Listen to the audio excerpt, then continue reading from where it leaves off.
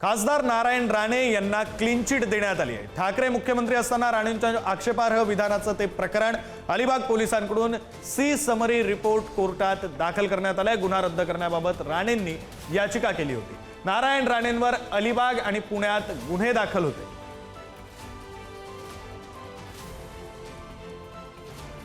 अधिकचा तपशील घेऊया प्रतिनिधी निखिल चव्हाण यांच्याकडून। निखिल,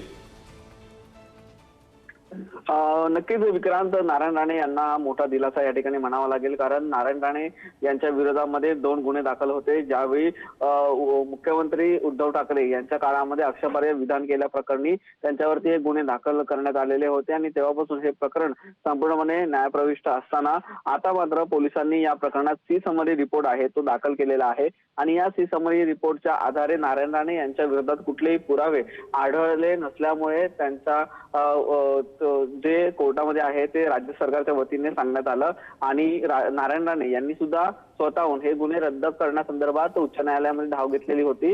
या संदर्भात याचिका देखील दाखल केलेली होती, परंतु याचिका नारायण राणे यांनी आता स्वतः मागे घेतलेली आहे। त्यामुळे नारायण राणे यांना हा मोठा दिलासा या प्रकरणामध्ये म्हणावा लागेल।